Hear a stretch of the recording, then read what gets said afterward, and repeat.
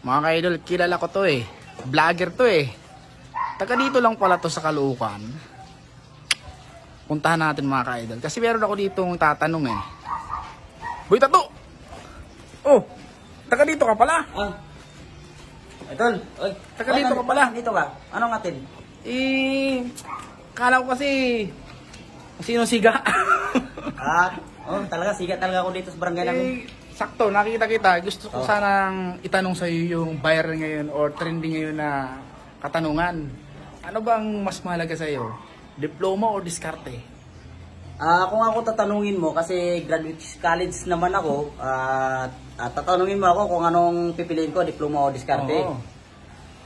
Ito, sabihin ko sa inyo, ang mahalaga talaga, diskarte.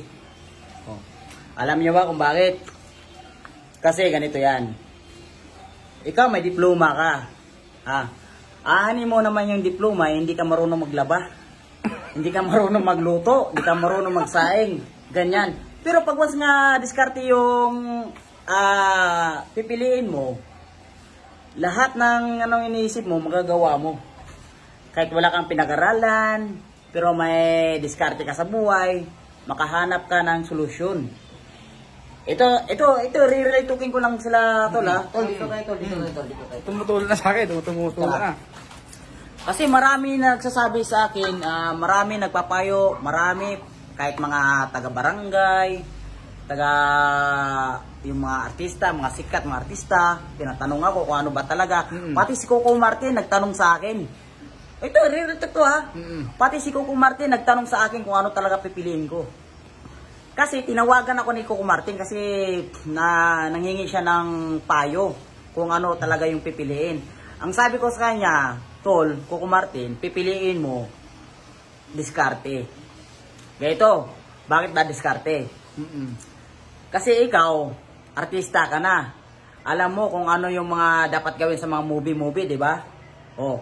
Kasi alam ko kasi tol, yung iba kasi diyan mga pinipili lang diploma, wala naman hindi naman yan totoong napag-aral yan sila eh. Hindi nag-aaral yan. Ako tanungin nyo, kahit ako nag-aaral ako, real talk to college graduate ako. Tapos mascom pa yung kinukuha ko nga kurso. Kaya marunong ako maglaba, magsaing, magluto ng kahit ano-ano dyan. Kayo, marunong ba kayo magluto? Marunong ba kayo maglaba? Ito masabi ko sa inyo, kung pipiliin kayo ng mga teacher nyo, sa mga guro nyo, pipiliin nyo diskarte. Mahalaga yung diskarte. Kasi kung pipiliin mo diskarte, matalino ka. Kung pipiliin mo yung diploma, bobo ka. Sige, dito na ako kasi maglalaba pa ako. Alis na ako. Sige, Alis na ako. Sige, ingat ka.